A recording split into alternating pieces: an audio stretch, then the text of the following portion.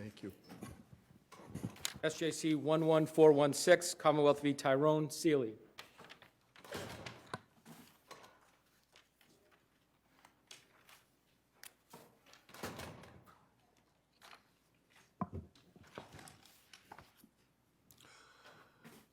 All right, let's proceed. Yes. Good morning, Your Honors. Good May morning. it please the Court, my name is James Reedy, and I represent the defendant, Tyrone Seeley. If I could begin with the first issue, which I'll label the motive to lie issue, which is, I know, part of the reason why doesn't necessarily deal with the question that this Court offered an amicus announcement on. However, I do think it's important and, frankly, dramatically affects that secondary issue. In this matter, the trial court violated the defendant's right to confrontation, as well as his right to present a defense, when it precluded him from offering evidence relative to the complainant's prior immigration experience, where the defendant claimed that her undocumented status and potential immigration, for lack of a better word, benefits that could result from a claim of sexual assault was her motive to lie, or her motive to falsely accuse the defendant. Now, during the course of trial, during a voir dire, the complainant testified that she was in the country, she was undocumented, and on a prior experience after her visitor visa had expired and she remained in the United States, that she was, quote unquote, hurt sexually, and as a result of that experience, went to the Greater Boston Legal Services, who provided her legal assistance in obtaining a work authorization as well as a Social Security number from the United States government. Did she understand the reason for the for her getting those things from legal services? She did not, but I would suggest to the court that her understanding or even the facts surrounding it were immaterial. What she did understand, based upon her testimony, was that she made a claim, that claim was, from what is apparently, based upon her statements about it, some sort of sexual assault. There's really no other way to understand what hurt sexually means. This was the prior claim. This is the prior claim. This is stuff that you said was not permitted to come into evidence. Correct, back in 1992. That happened 15 years before. 15 years before, but I'd suggest to this court that the time delay doesn't necessarily matter, because it's not an issue of whether this is some sort of continuing motive. The question is, what was her knowledge? What was her understanding at the time that she first made an allegation of sexual assault of Mr. Seeley, which would have been when she made the first complaint to Mr. Seeley's mother, which occurred 2 days after the alleged assault. Now, that delay in time hasn't affected this court in the past relative to offering evidence of a motive to lie or a... But there's always been some connection in the past to the whatever benefit you get from exercising a certain procedure, that it was somehow tied into a prior allegation, a false allegation, or usually it's typically a false allegation, but sometimes I suppose it could be an allegation of sexual abuse. And there's no indication here that she had any idea that whatever relief she got through legal services had anything to do with a claim of sexual assault. Two responses. First, I don't believe that this court should limit it only to false or allegedly false allegations of rape. Certainly, while in a different context, in Joyce, this court took the prior prosecutions for prostitution, whether true or not, to relate to why the victim in that case may have had a motive to prevaricate, where she was found in similar circumstances that could have led to a prosecution. So what was the thrust of the cross-examination of the complainant here? The thrust of the cross-examination of the complainant here, given the limitations imposed by the court, was that she prevaricated as a concern to the allegation of sexual assault in order to obtain some form of immigration benefit. Now, So the fact that she obtained an immigration benefit was before the jury? the fact that she obtained an immigration benefit was before the jury, but there were two problems with that. The first is there was no evidence that at the time that she made her first allegation of sexual assault, that the complainant had knowledge that a claim of sexual assault could form a basis of an immigration claim. The second issue is that the Commonwealth took advantage of that lack of evidence to claim before the jury in the closing that the complainant had no knowledge prior to March 23rd of 2006, the date of the sexual assault, that she could obtain some sort of immigration benefit by making a claim of sexual assault. Well, what was the evidence to the contrary? The evidence to the contrary would have been, with the limited voir dire, with the limitations imposed by the court, which defense counsel wasn't allowed to explore because the court cut off questioning, in fact, took the initiative to question on its own. But the state of the evidence after the voir dire was that she didn't know why she got those benefits in 1990. She may not have known why. And they expired. Well, she may not have known the particular legal provision under which she was able to maintain those benefits, but what did she know? She knew that she made a claim that she was hurt sexually, that she went to an attorney, that as a result of going to that attorney, she was allowed to stay within the country, allowed to have work authorization, granted a Social Security number for purposes of that work authorization, and remained for a period of time. I believe the testimony indicated somewhere approximately 18 months or thereabouts. But wasn't the focus of Mr. Seeley, though, at the time, that it was her reporting it to authorities? It was because it had to be, in large part because this evidence wasn't available to him until the middle of cross-examination of the complainant. It was only then, as a result of the voir dire, that Mr. Seeley made this discovery relative to this prior information. But So- I guess I'm going, and maybe it doesn't make a difference to your argument, but my memory of the voir dire was that she had no idea, she was vague about what happened, but she had zero idea about whether whatever happened had led to prosecution of anybody, right? And frankly, it's immaterial whether it did lead to prosecution, because the question was her knowledge at the time, whether it was accurate, whether it was false, whether someone was. But her knowledge that, I guess that's the question, knowledge of what? Because she didn't, if the claim here is she's going to the police, she's reporting this to the police because it has an immigration benefit for her, when in the prior one she had no idea whether anything ever went to the police, doesn't that make a difference? Not in the sequence here, because she does not go to the police until she first goes to the Boston Area Rape Crisis Center, which comports with what she did previously, where she went to Greater Boston Legal Services, then obtained the immigration benefit without going to the police. Here, she went to the Boston Area Rape Crisis Center first, spoke with an attorney, as she had before with Greater Boston Legal Services, and only then went to the police. I think, Your Honor, would be absolutely correct that there becomes a difficulty with my argument had she gone to the police, then gone to the Boston Area Crisis Center, because that sequentially is far different than what she did before. It may demonstrate that. So didn't you get the benefit of everything that you wanted to get? No. She consulted a lawyer, found out about her immigration rights, the U visa program, and then she went to the police to cooperate with a prosecution. There's one problem with that. It's that statement to Mrs. Seeley.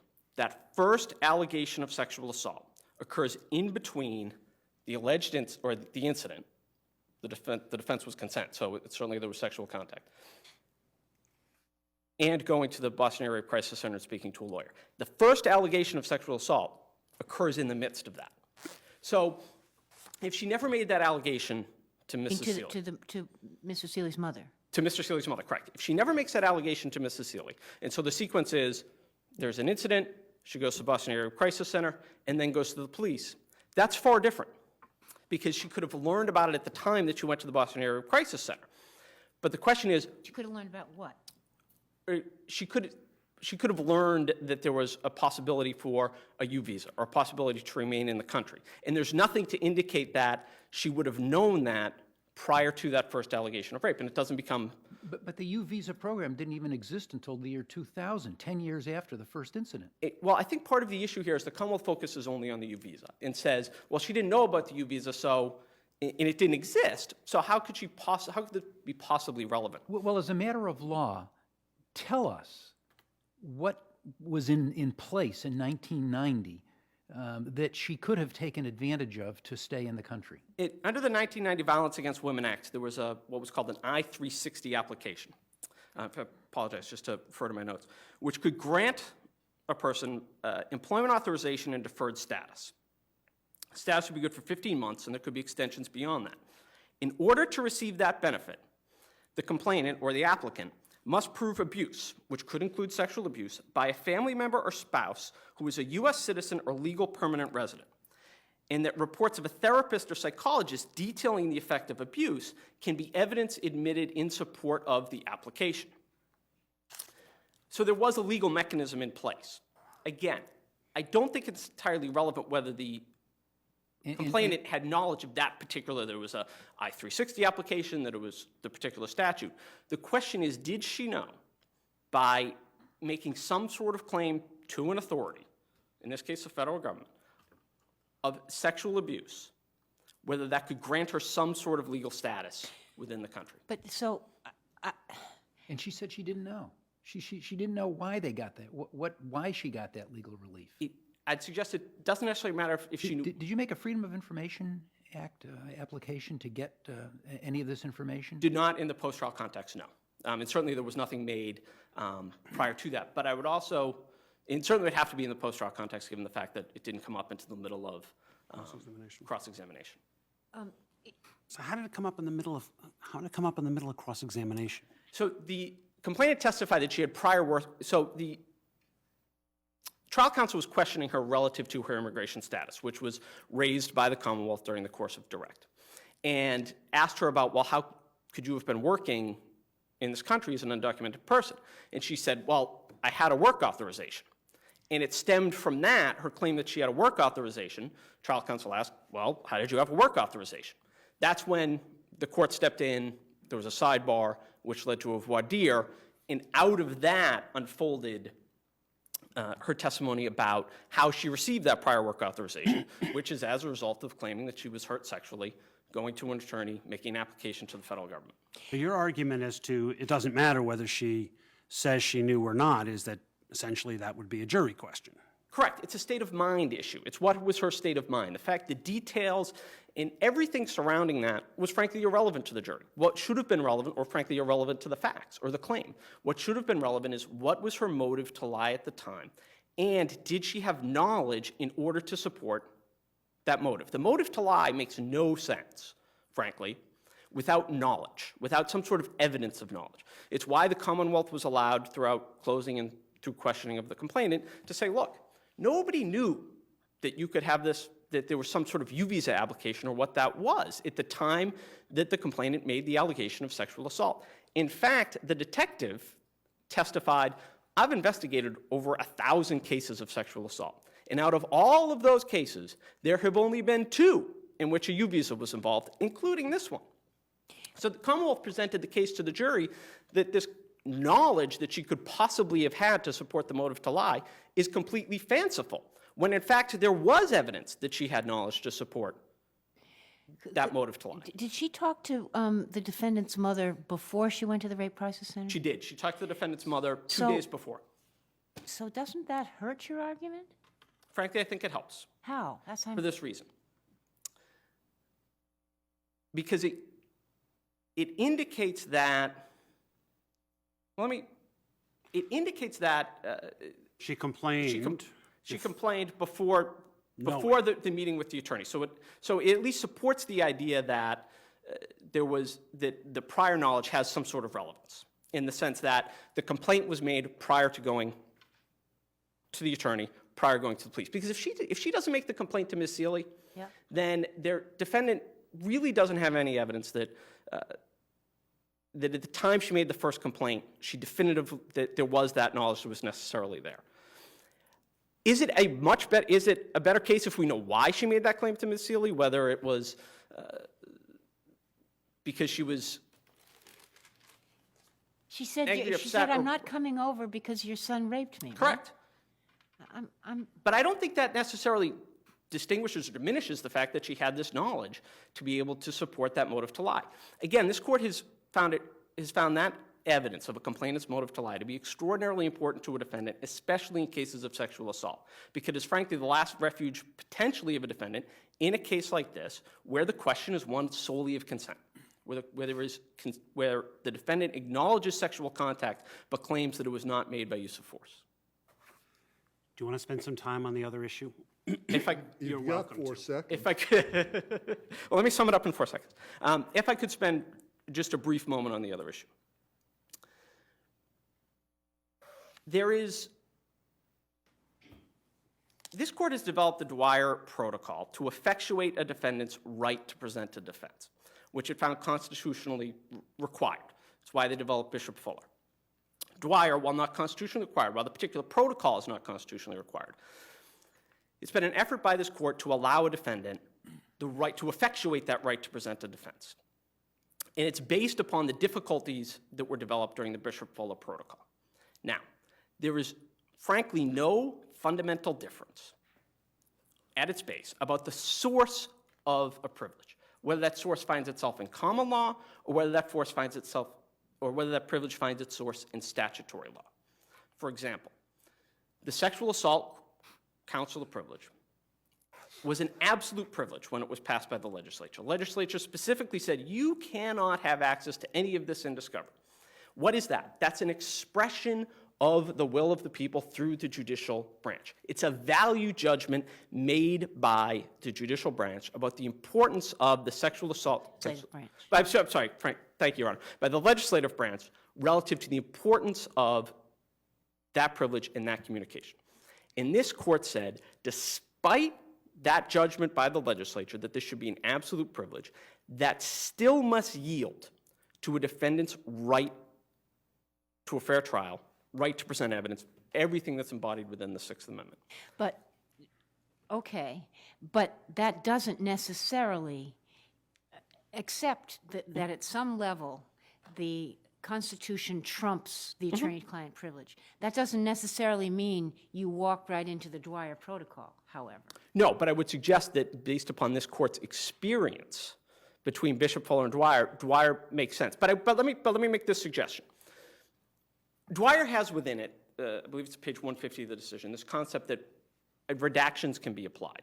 And I am not meaning to discount, nor would I, the concerns raised by the amicus in this particular issue about the far-reaching implications and the far-flung discovery. Frankly, that's something that may concern this court even outside of this privilege, its application to other privileges, because the same issues that could be raised potentially in attorney-client could also be part of discussions with a sexual assault counselor or psychotherapist or what have you. But if a defendant can make makes a specific showing relevancy for a particular issue, this court can certainly have an addendum to the Dwyer or can order as a result of Dwyer that information outside of that particular issue identified by a defendant and identified by a court can be redacted. It occurs frequently within the civil context when a particular issue may be relevant relative to attorney-client privilege, but every other side issue is not. That area can be information is redacted of irrelevance. I would suggest to the court that based upon the arguments made in counsel's brief, the Dwyer Protocol should apply.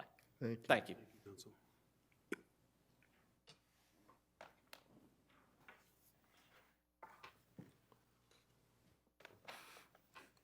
Good morning, Your Honors. May it please the Court, Assistant District Attorney Amanda Teo for the Commonwealth. With me is Assistant District Attorney Holly Broadbent, who is the trial prosecutor in this case. Your Honors, starting with the issue that my brother counsel ended with, even if there was a situation that could be contemplated in which a defendant's constitutional rights would require his being able to access third-party communications that are protected by attorney-client privilege, that hypothetical defendant is not the defendant at bar. The defendant who is before you received the benefit of a thorough cross-examination of the victim. He was allowed to show through cross-examination that she had been in the country illegally since 1992, that she had waited 5 days after the incident to report the rape to the authorities, that she consulted with 2 rape services organizations, including one of them, VRLC, the Victims' Rights Law Center, in which she actually asked the attorney about what the likely impact of her reporting the crime to the police would be on her immigration status. So that came into evidence. It did indeed, Your Honor. And also, she was allowed to, and also the defendant brought forward to the jury the fact that she was then eligible for the U visa because of her continuing participation in the prosecution of the crime. And that U visa would allow her not only to stay in the country during the pendency of the prosecution, but also might allow her to apply for legal permanent residency status. Could I just ask you this, in the sequence of things? She went to the Boston Area Rape Crisis Center, then she went to the victims, I forget the whole acronym, but she went there, they referred her.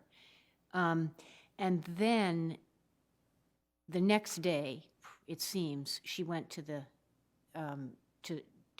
police, right, or reported it.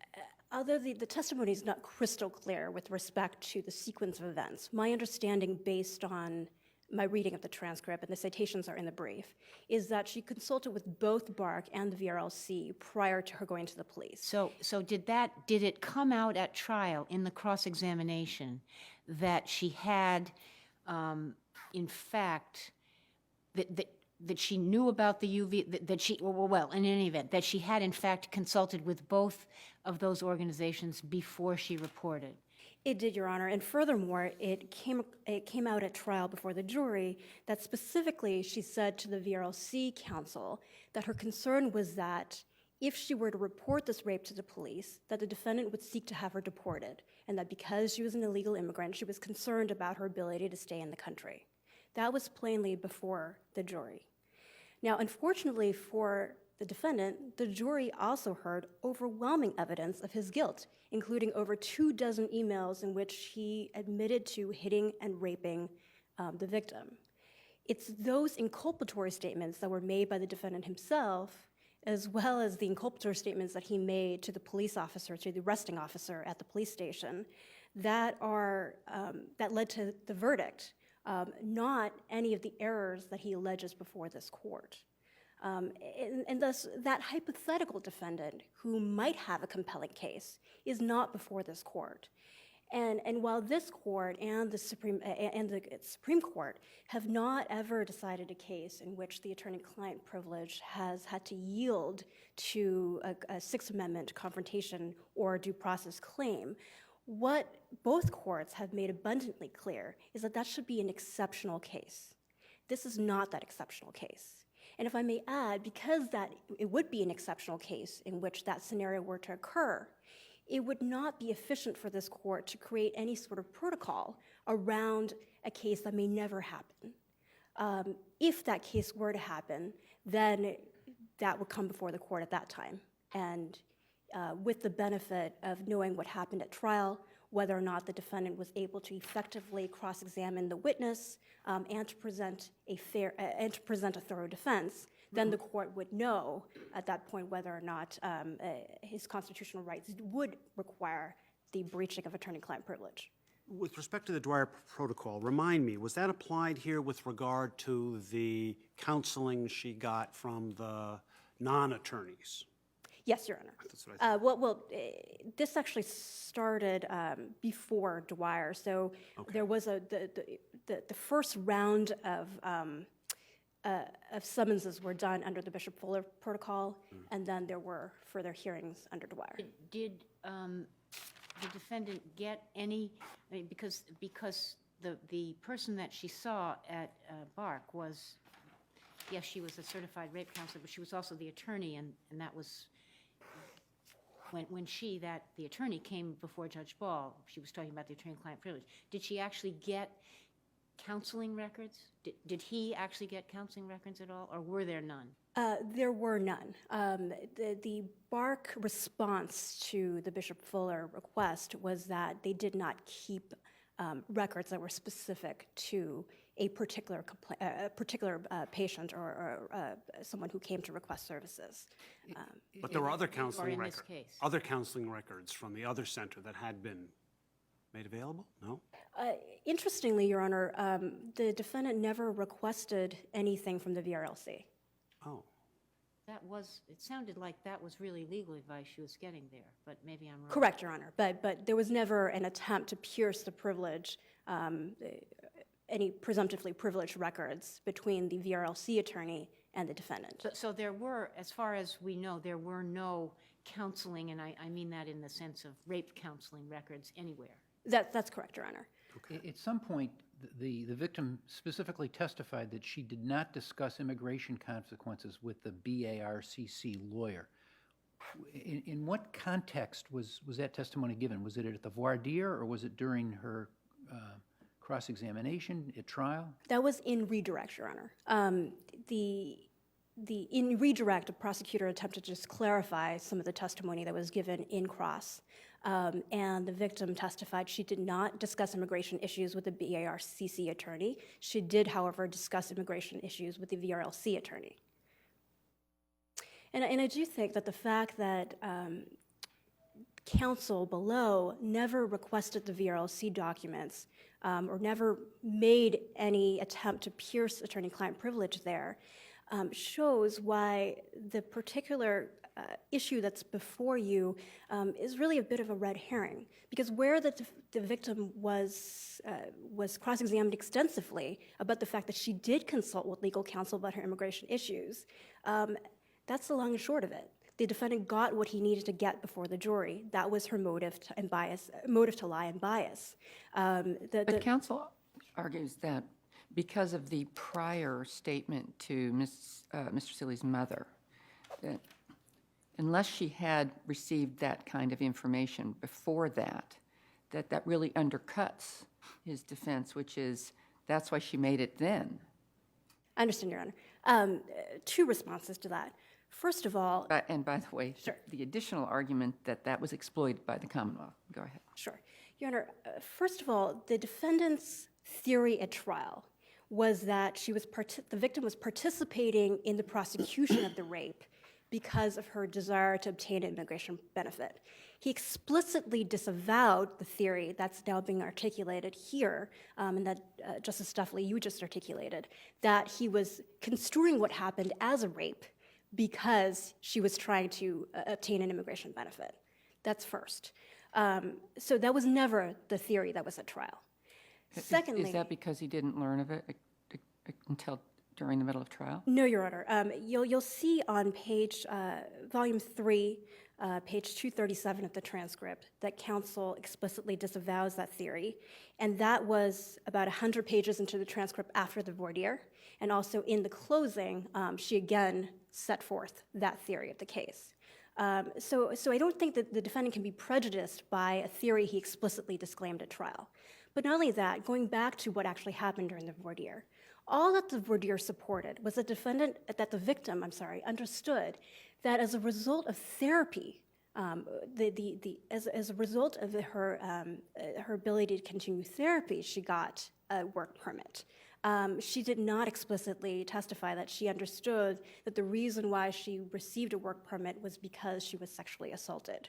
That evidence never came in at voir dire. That was not her understanding. In fact, she had very sketchy and meager understanding of the reasons why she had gotten that work permit. So we know through the voir dire that she didn't know the basis for obtaining that permit. She didn't tie whatever basis she did know to being sexually assaulted. She certainly didn't characterize that incident, the 1992 incident, as a rape. And she further said during the voir dire that she never reported that incident to the authorities, and she never knew whether or not that perpetrator was ever prosecuted. So it makes it very different from the case that's at bar. Now, finally, I would emphasize that in the 15 years since that work permit expired, the victim also testified that there had never been any kind of immigration action against her. So the idea that a jury would take from that evidence, if it came in, that that's the reason why she was manufacturing a rape accusation against a defendant, I think is somewhat improbable. The victim had known the defendant and had been in a relationship with the defendant for 2 or 3 years before the incident. She had been staying and working illegally in the country for over 15 years. short of any demonstration that something changed, some sort of triggering immigration action happened, none of this evidence would have been compelling to a jury to show them why the victim might have been manufacturing these accusations. Unless this court has any further questions, the Commonwealth would ask that you affirm the defendant's convictions, and we would rest on its brief. Thank you, counsel. Counsel. Thank you.